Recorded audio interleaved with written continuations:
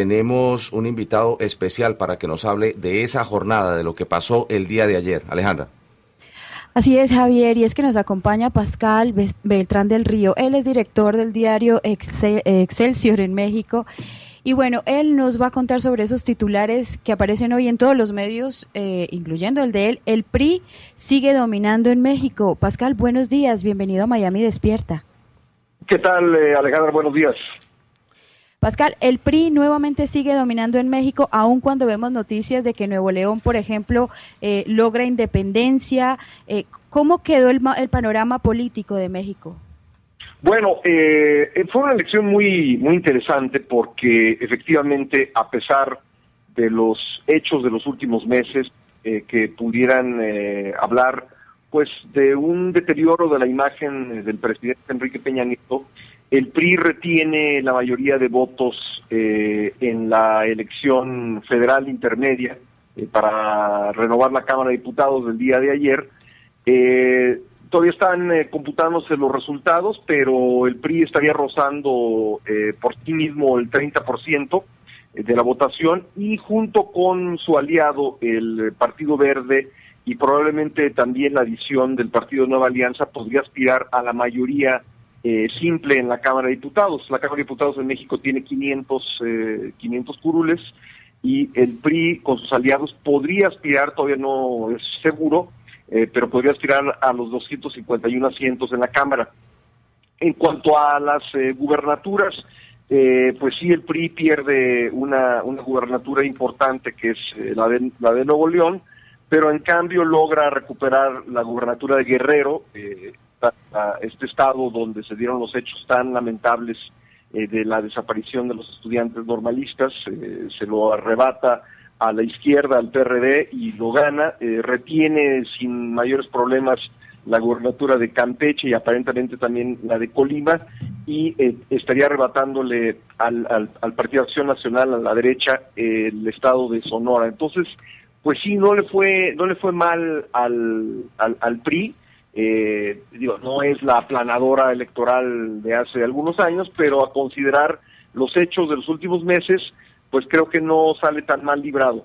Sí. No es el caso de la izquierda, del principal partido de la izquierda, el PRD, que tiene pues una oposición por parte del nuevo partido de la izquierda, Morena, pues muy importante, arrebatándole porcentaje de votos, arrebatándole también posiciones importantes en la capital de la República. Sería, a grosso modo, lo más importante de la elección de ayer, Alejandra. Pascal Beltrán del Río, director de Excelsior en México, le agradecemos mucho por estar con nosotros. Estoy viendo la tapa de su periódico en su edición online de Excelsior, y me llama mucho la atención la forma en que queda compuesta entonces la Cámara, porque si bien es cierto, el PRI no dio el batacazo que se esperaba que diera, pues de todas maneras sigue siendo muy dominante y seguramente va a sacar adelante muchos proyectos, siempre y cuando logre, por ejemplo, unas alianzas importantes con el PAN. ¿Cómo ve usted esa posibilidad de alianzas y cuál sería el principal objetivo del PRI en esta nueva legislatura que comienza? Bueno, creo que las principales reformas ya han sido aprobadas. Todavía hay cosas que podrían conseguirse en materia legislativa en la próxima Cámara de Diputados, pero me parece que de momento lo más importante que va a estar en juego es la iniciativa de la que ha hablado el secretario de Hacienda acá en México, de aprobar un presupuesto base cero, es decir, de revisar completamente el presupuesto, lo cual implicará seguramente hacer algunos recortes importantes, y entonces pues sí, el PRI necesitará pues del apoyo. Si logra con sus dos aliados tener 251 diputados, no tendrá problema, pero si no, tendrá que establecer alguna alianza, ya sea con la izquierda, con el PRD, o ya sea con la derecha, con el PAN, pero tendrá necesariamente que negociar la aprobación del presupuesto, y esto es ya inminente. El presupuesto tiene que presentarse a más tardar a principios de septiembre y tiene que ser aprobado en noviembre. Entonces tenemos un periodo de sesiones de la Cámara de Diputados con una nueva legislatura, pues muy intenso en lo que tiene que ver con el presupuesto, y pues seguramente algunas otras iniciativas serán debatidas fuertemente, como la reforma política de la capital de la República, que le interesa mucho a la izquierda. A lo mejor ese es un punto de negociación entre el PRI y la izquierda para sacar adelante el presupuesto. Habrá que ver finalmente cómo queda la composición. Hay una pregunta que yo creo que se impone, y hay que ver esto en términos globales. O sea, el PRI sigue manteniéndose en general como el mayor partido de México. La pregunta es, ¿cómo es que esto es posible? ¿Qué es lo que está pasando en la sociedad mexicana? Se está rompiendo las vestiduras, se está rompiendo el engranaje de la sociedad en el cual desaparecen decenas de estudiantes, hay decenas de periodistas muertos, hay decenas de policías muertos, hay un narcotráfico rampante, hay un presidente que tiene una corrupción asombrosa con casas privadas que no se sabe de dónde están, y esta sociedad sigue votando por esa misma idea, por ese mismo partido, en un entorno global. Están viviendo que como zombies, perdón, con todo respeto, o se ha roto la telaraña social de México. Bueno, hay que, en los resultados finos es donde yo creo que está la explicación, porque si bien el PRI mantiene esa mayoría, pues sí ha perdido puntos en los últimos años. Si comparamos lo que está obteniendo el día de hoy con la última elección presidencial, está perdiendo por lo menos 8 puntos.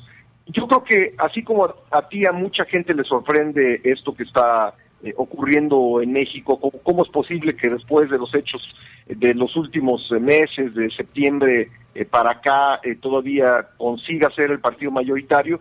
Pero la explicación de esto yo creo que está en la estructura del partido, una estructura pues corporativa, que todavía tiene presencia en todo el país. No hay ningún partido como el PRI que haya logrado mantener una estructura a nivel nacional. Ni siquiera pues el PAN, que gobernó 12 años el país, logró tener presencia en todos los rincones del país. El PRI todavía la mantiene, todavía con un estilo corporativista, y yo creo que ahí está la explicación. No sé para cuánto tiempo le dé todavía, no sé si le dé para ganar nuevamente la presidencia de la República, eso está todavía lejos. Faltan 3 años para la próxima elección presidencial, y bueno, a juzgar por los personajes que están en la pista de la carrera presidencial, no parecería en este momento que el PRI tuviera posibilidades de retener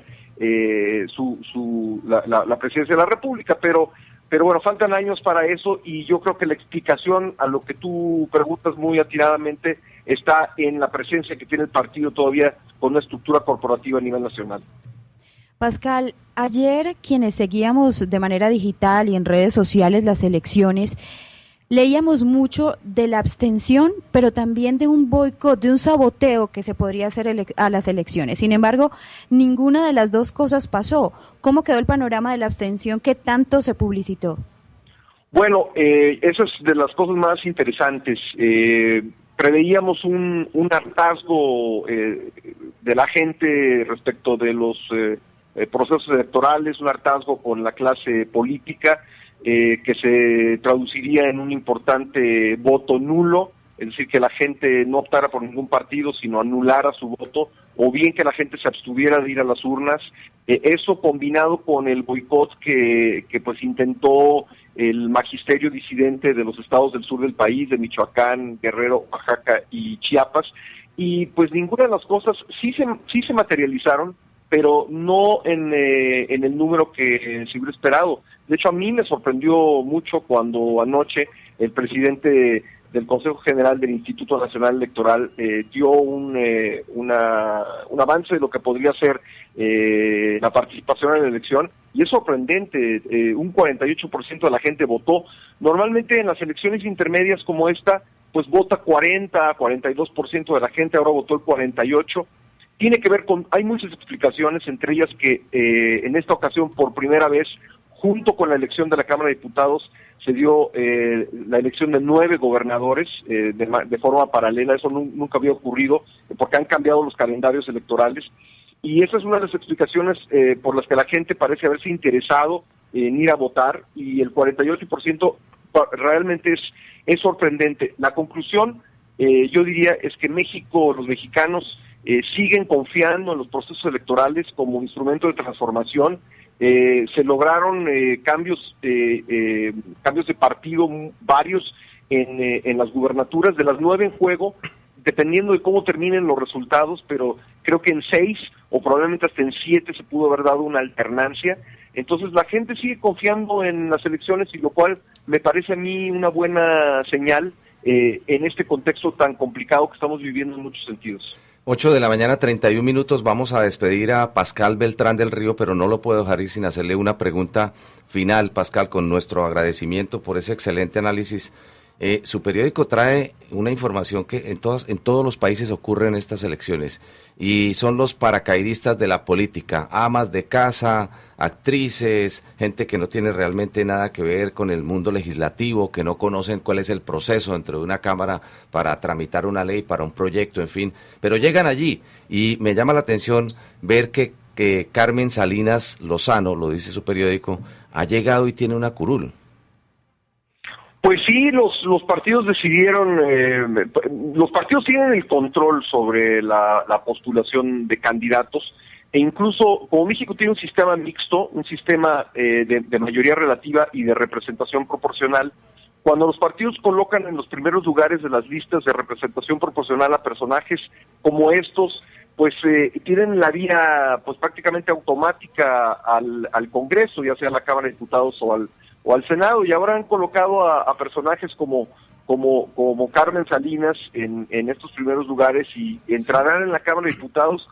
Pues supongo que al PRI le significa pues algún tipo de apoyo por la popularidad que en ciertos círculos tiene Carmen Salinas. Yo la verdad es que no sé qué tanta capacidad legislativa tienen personajes como ella. Me esperaría ver qué hacen realmente en el Congreso, pero bueno, pues se ha optado desde hace años por parte de los partidos políticos por utilizar a artistas o a deportistas e incluirlos en sus listas de candidatos. Sí. Estoy también dudoso yo de qué tanto puede aportar eso al debate legislativo, pero bueno, lo veremos, tendremos que evaluar en función de cómo se desempeñen en la próxima Cámara de Diputados. Claro que sí. Pascal Beltrán del Río, un día lo vamos a invitar para que nos hablemos mucho sobre ese tema de los actores, boxeadores, futbolistas, actrices metidos en la legislación. Le agradezco mucho, director del Excelsior en México. Muy buen día para usted y muchas gracias. Muchísimas gracias a ustedes, un saludo a la audiencia.